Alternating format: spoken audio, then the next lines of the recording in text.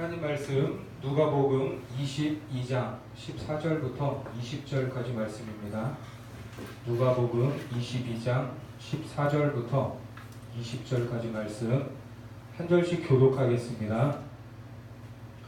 때가 이름에 예수께서 사도들과 함께 앉으사 이르시되 내가 고난을 받기 전에 너희와 함께 이 유월절 먹기를 원하고 원하였노라. 내가 너희에게 이르노니 이 유월절이 하나님의 나라에서 이루기까지 다시 먹지 아니하리라 하시고 이에 잔을 받으사 감사기도 하시고 이르시되 이것을 갖다가 너희끼리 나누라. 내가 너희에게 이르노니 내가 이제부터 하나님의 나라가 임할 때까지 포도나무에서 난 것을 다시 마시지 아니하리라 하시고 또 떡을 가져 감사하기도 하시고 떼어 그들에게 주시며 이르시되 그것은 너희를 위하여 주는 내 몸이라. 너희가 이를 하여 나를 기념하라 하시고 같이 봅니다. 저녁 먹은 후에 잔도 그와 같이 하여 이르시되 이 잔은 내 피로 세우는 새 언약이니 곧 너희를 위하여 붓는 것이라. 아멘. 예, 감사합니다. 오늘은 종려주일입니다. 왜 종려주일일까요? 2000년 전 예수님께서 예루살렘 성에 입성하실 때에 많은 군중들의 환호를 받았습니다. 그때 사람들은 만왕의 왕이신 주님을 향해 종려나무 가지를 흔들었고 호산나를 외치며 환호했습니다. 요한복음 12장 13절 말씀에 보면 같이 한번 읽겠습니다. 요한복음 12장 13절 말씀 같이요. 시작. 종려나무 가지를 가지고 맞으러 나가 외치되 호산나 찬송하리로다. 주의 이름으로 오시느니 곧 이스라엘의 왕이시여 하더라. 자, 이래서 종려주일입니다. 이처럼 예수님은 많은 사람들의 기대를 한 몸에 안고 환호를 받으시면서 예루살렘 성에 입성하셨습니다. 하지만 예수님을 환호했던 군중들의 기대와는 다르게 로마에 대해서 아무런 힘도 쓰지 못하고 십자가에 달려 돌아가셨습니다. 그러니까 사람들이 기대했던 왕과 예수님이 걸어야 할 왕의 길이 같았습니까? 달랐습니까? 달랐다는 것입니다. 특별히 이 한 주간은 우리가 고난주간으로 기억하면서 지킵니다. 어떤 분들은 예수님의 고난을 묵상하면서 금식도 하시고 또 삶에서 즐기던 모든 것들을 끊고 한 주를 보내기도 합니다만 굳이 하던 것들을 멈추지 않더라도 이 한 주간 우리를 위하여 고난을 받으신 예수님을 더 깊이 묵상하며 우리의 심령에 흐려진 십자가가 다시금 선명해지는 시간이 되시기를 바라고 느슨해진 사명의 줄을 다시금 동여매는 결단이 있기를 바랍니다. 자, 오늘은 이제 성찬식이 있는데 이 초대교회 시절에는 이 모일 때마다 이 예배 때마다 이 성찬을 행했습니다.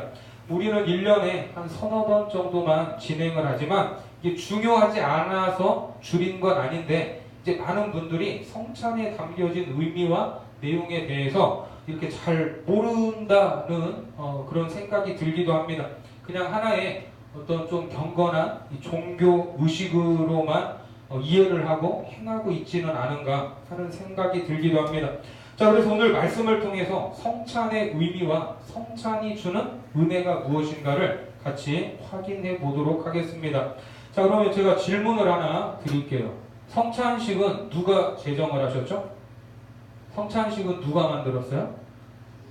그렇죠. 성찬식은 예수님께서 처음 제정하신 것입니다. 자, 오늘 본문 14절과 15절 말씀에 보면 때가 이름에 예수께서 사도들과 함께 앉으사 이르시되 내가 고난을 받기 전에 너희와 함께 이 유월절 먹기를 원하고 원하였노라. 자, 예수님께서는 제자들과 유월절 먹기를 원하고 또 원했대요. 그러니까 유월절 만찬, 유월절에 식사를 하시려고 이걸 간절히 원했다는 말입니다.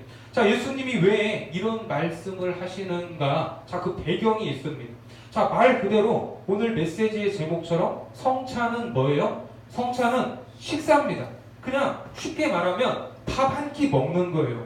밥 한 번 먹는데 얘들아 다 모여라. 몇 시까지 어디로 집합하면 이게 끝날 일 아닙니까?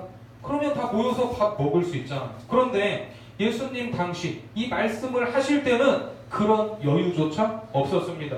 예수님은 6월절 식사 이 한 끼를 하기 위해서 마치 007 작전을 하듯이 이 식사 자리를 준비하셔야 했어요. 특별히 베드로와 요한 두 사람에게만 임무를 주시고 은밀하게 이 식사 자리를 마련했습니다. 그래서 나머지 10명의 제자들도 이 식사를 어디에서 하는지 구체적인 장소와 내용에 대해서 알지 못했습니다. 왜 그래요? 주님을 위해서, 하나님의 나라를 위해서 사역을 하라고 3년 동안 실컷 가르쳐 놨더니 가룟 유다는 뭐 했어요? 예수님을 팔기 위해서 예수님을 감시하고 있었습니다. 사역을 하라고 했더니 예수님을 뭐 한 거예요? 사찰하고 있었어요. 사역을 안 하고. 그러니까 예수님의 동선을 파악해서 대제사장에게 보고하려고 했습니다. 그러니까 이 만찬이 이루어지기까지는 긴장의 연속이었다. 그렇게 볼 수 있습니다. 그래서 비밀리에 준비된 그 6월절 만찬의 자리에서 예수님은 그제서야 안도하시며 말씀하는 거예요. 내가 고난 받기 전에 너희와 함께 이 6월절 먹기를 원하였노라. 자, 이 말에 담겨있는 예수님의 심정이 느껴지시나요? 이렇게 밥 한 번 같이 모여서 먹기가 어려웠습니다. 하지만 이 6월절 식사, 구약에서부터 내려왔던 6월절은 6월절 어린 양으로서 십자가의 제물로 드려지기 전 예수님과 보내는, 이제 이 제자들과 보내는 마지막 자리였습니다. 그리고 이 마지막 자리는 동시에 새 언약의 피로 성찬을 제정하시면서 마지막 6월절은 곧 몇 번째 성찬이 된 거예요? 첫 번째 성찬의 자리가 된 것입니다. 아멘이십니까? 자, 요즘에 이 6월절을 지켜야 된다고 하는 이단들이 있어요. 우리가 하는 이 성찬식이 6월절의 연장선상에 있음을 여러분들 기억하시기 바랍니다. 자, 누가 막 6월절을 지켜야 된다고 하면 지금 성찬식으로 바뀐 지가 2000년이 넘었는데 지금 그런 말씀을 하세요. 잘 가르쳐 주세요. 그리고 6월절을 지킬 때는 뭘 잡아야 돼요? 말 그대로 소나 양, 이 재물, 이거를 잡아가지고 번제로 드리고 또 뭘 먹어야 됩니까? 쓴 나무를 뜯어먹어야 되는 게 6월절이에요. 그러면 그 6월절을 지켜야 된다는 분들한테 한번 물어보세요. 6월절 어떻게 지키냐고. 그 소나 양 다 잡아서 번제로 드리는지 아니면 쓴 나무를 뜯어먹고 있는지도 한번 물어보세요. 자, 그래야 제대로 6월절을 지키는 겁니다. 하지만 이제 6월절은 끝났어요. 성찬식으로 이어지는 겁니다.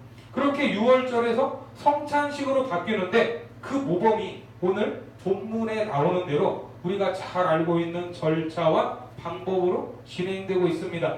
그래서 오늘 우리가 드리는 이 성찬의 자리에서 우리는 주님께서 6월절 어린 양으로서 우리를 위하여 이루신 모든 사역들, 나의 죄악을 사해 주셨다는 것을 믿고 그 믿음의 손을 내밀어서 주님의 살과 피를 받는 것입니다. 그러니까 성찬의 의미는 예수 그리스도의 속죄가 완전하다는 고백이에요. 한번 따라해 보세요. 예수 그리스도의 속죄가 완전하다. 그렇습니다. 이 고백이에요. 이 고백. 자, 그런데 이 천주교에서는 성찬에 대해 그렇게 말하지 않습니다.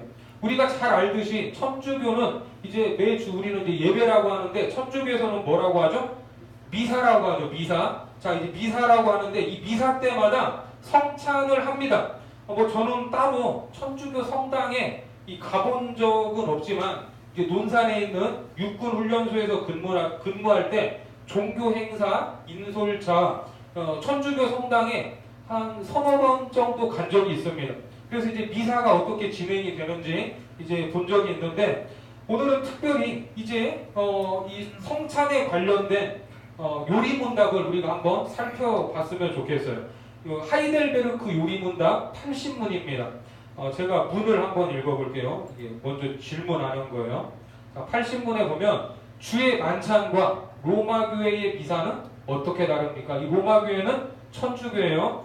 자, 답을 같이 한번 읽겠습니다. 주의 만찬은 시작. 주의 만찬은 첫째, 예수 그리스도께서 친히 십자가 위에서 단번에 이루신 유일한 제사에 의해 우리의 모든 죄가 완전히 사해졌음을 확증합니다. 둘째, 성령에 의해 우리는 그리스도에게 연합되었으며 그의 참된 몸은 지금 하늘에 있고 하나님 우편에서 우리의 경배를 받으심을 확증합니다. 자, 이거 방금 읽은 첫 번째와 두 번째가 우리가 고백하는 이제 만찬이에요.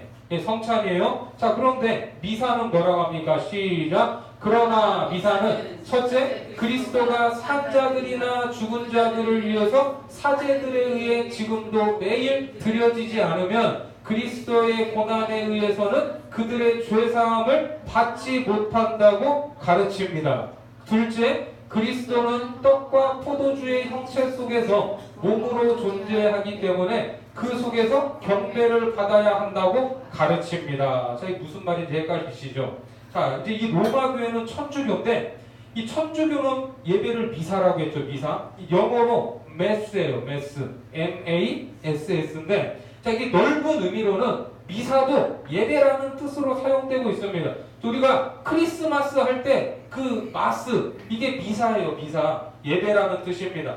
그런데 이 미사라는 말의 어원이 어디에서 왔는가 이게 좀 의견이 분분하지만 이 미사라는 말의 어원이 라틴어에서 왔다는 것이 일반적 견해예요. 자, 그런데 이 라틴어로 미사는 어떤 의미인가? 끝났다는 의미예요. 끝났다는 의미.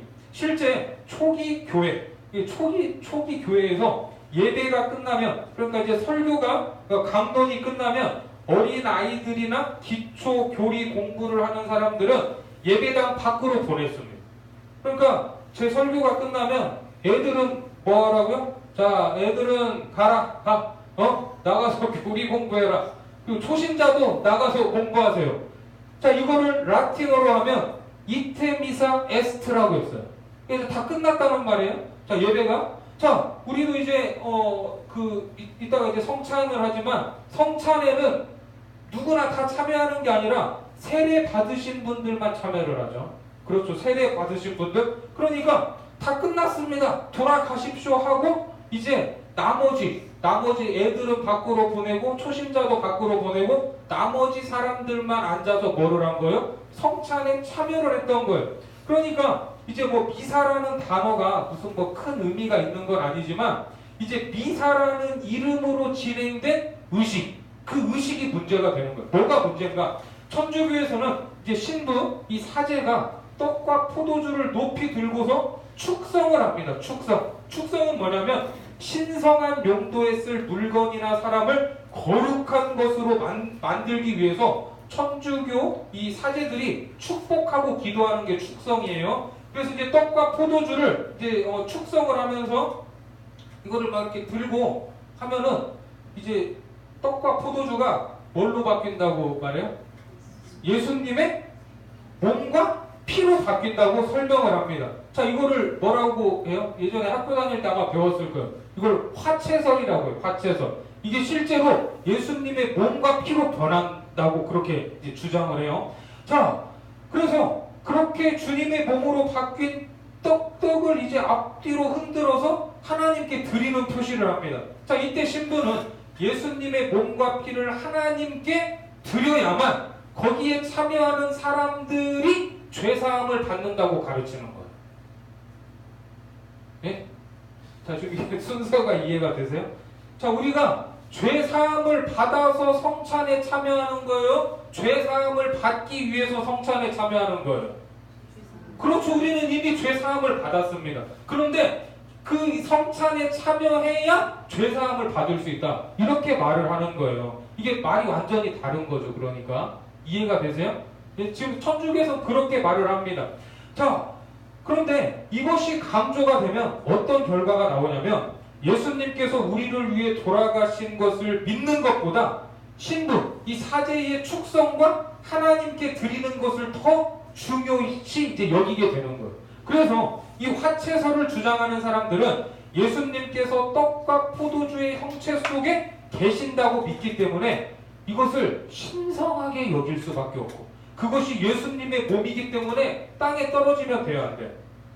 땅에 떨어지면 큰일 나요. 예? 이 포도주 잔 이거 받다가 이거 엎으면 돼요, 안 돼요?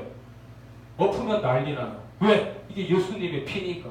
근데 저는 이거 없는 거 많이 봤어요. 예? 이게 막 그 큰 교회에서는 사람들이 많으니까 이거 또 잔도 작잖아요. 이게 손가락으로 잡아야 되니 가다가 툭 치면 엎어지고 그런 거 몇 번 봤습니다. 그러니까 이게 아주 이게 중요한 거죠.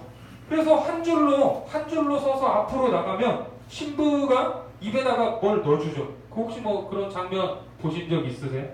또 저도 군 성당에서 줄 한 번 서서 나도 받아보고 볼까 생각도 했었는데 뭐 그러진 않았는데 그 동전같이 생긴 작은 그 과자 같은 거를 이제 사용을 하죠. 그리고 포도주는 입에 넣어주기도 하고 괜히 넣어주다가 이제 쏟을 수도 있으니까 일반 신부들에게는 포도주를 안 주고 그냥 신부들만 나누어 마실 때도 있습니다. 그래서 뭐 신부님들이 그렇게 해서 포도주를 많이 드셔가지고 술을 잘 드시는 분들이 많은 것 같아요.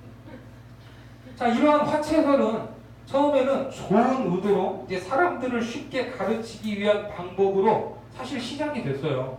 신부가 손에 들고 있는 것이 예수님의 몸이 되었다고 말을 하고 이것을 받아 먹으면 죄 용서를 받는다고 가르치면서 사람들의 이해를 도왔습니다.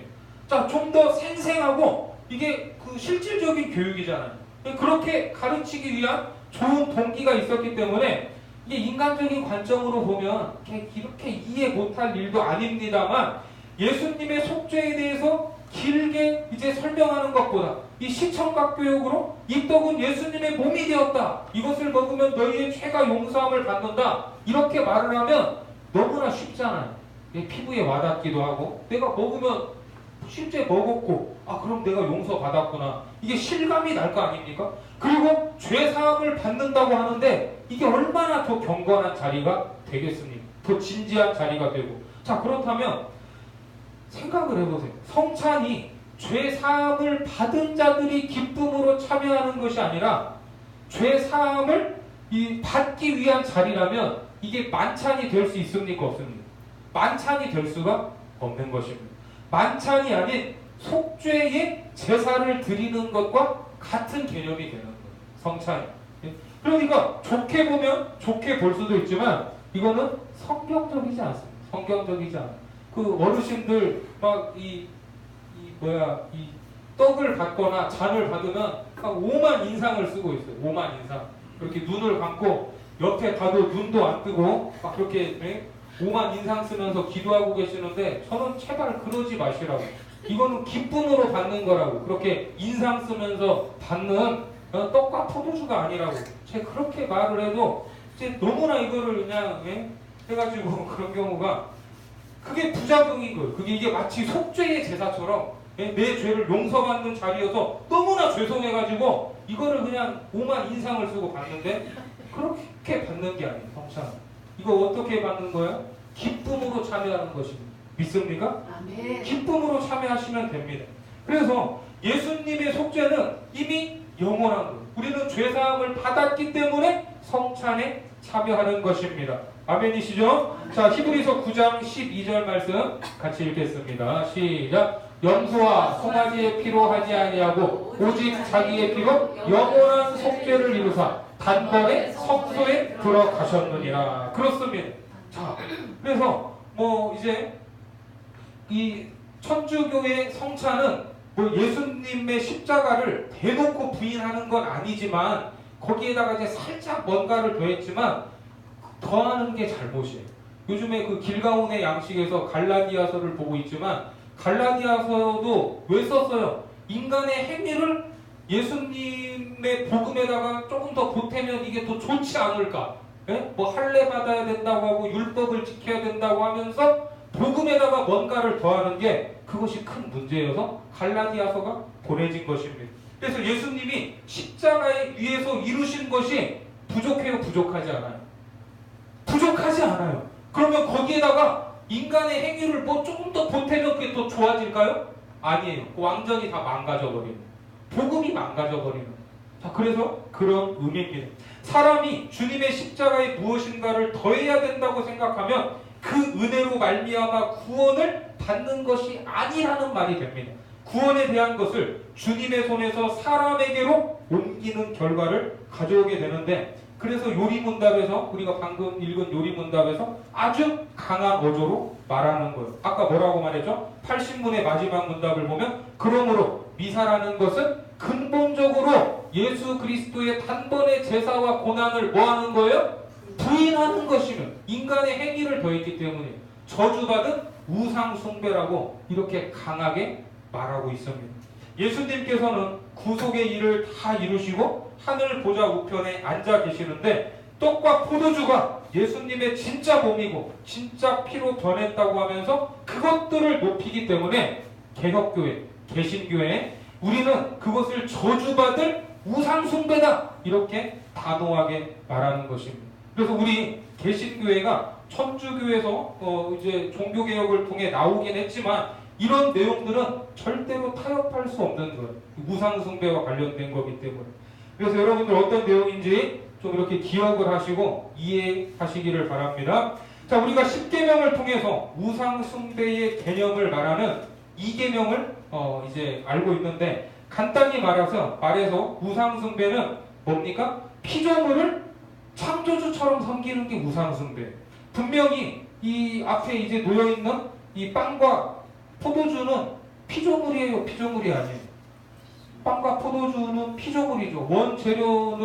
원재료를 가져다가 이 사람이 가공해서 만들었잖아요. 이 빵과 포도주를 피조물인데 그리스도의 살과 피를 상징하는 것이지만 이것이 진짜 예수님의 몸이라고 하고 피라고 하면서 높이 올려가지고 예식을 행하는 것은 피조물을 어떤 이 신적인 위치에다가 올려놓는 그러한 행위인 것입니다. 빵과 포도주일 뿐인데 거기에 예수님께서 육체로 계신다고 말하는 것은 그거는 분명한 우상 숭배라는 것을 여러분들 기억하시기 바랍니다. 자, 오직 우리의 믿음은 어디에서 나오는 것인가? 로마서 10장 17절 말씀 같이 한번 읽겠습니다. 시작. 그러므로 믿음은 들음에서 나며 들음은 그리스도의 말씀으로 말미암느니라. 아멘. 성경 말씀을 가르치면서 사람들이 어려워할 것이라고 생각하고 말씀 이외의 방법으로 쉽게 가르치려고 했습니다. 뭐 좋은 일이에요. 그런데 그렇게 하다 보니까 마리아를 숭배하는 것도 그렇고 성인들을 숭배하는 것 같은 그런 이제 부작용이 나타난 것입니다. 하지만 사람이 하나님보다 더 지혜로울 수 없습니다. 말씀을 들을 때 우리의 이성도 작용을 하지만 또 보이지 않는 무엇도 역사를 하죠? 성령의 조명이 우리의 심령 가운데 역사하는 줄 믿으시기 바랍니다. 자, 우리의 이성도 필요하지만 성령이 이 말씀을 깨닫게 하시고 이해되게 하실 때에 이 말씀이 믿어지는 거예요. 내가 똑똑해서 믿어지는 게 아니에요. 그래서 우리는 성경에서 가르치는 만큼만 붙잡고 살면 돼요. 거기에다가 이게 더 좋을 것 같은데 하면서 뭔가를 더 붙이려고 하면 그거 자체가 저주가 된다는 것을 기억하시기 바랍니다. 자,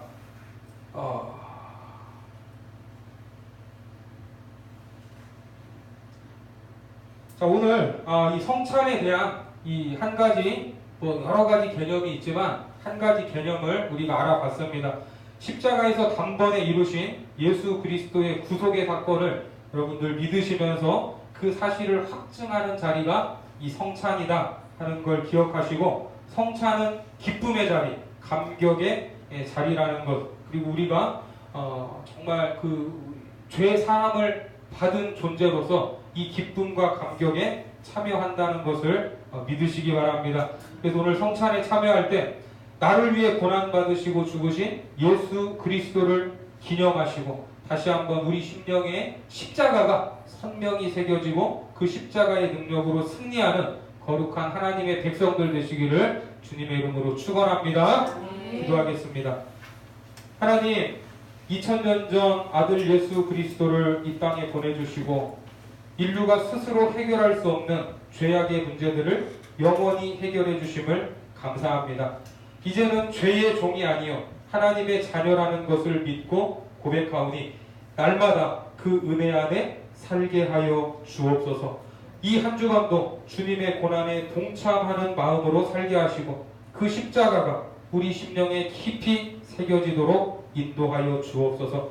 특별히 하나님의 자녀된 증표로서 세례와 성찬의 자리로 나아가오니 하늘문을 여시사 성령을 부어주시고 하늘의 신령한 은혜를 경험하는 아름다운 자리가 되도록 축복하여 주옵소서. 감사를 드리며 예수님의 이름으로 기도드립니다. 아멘.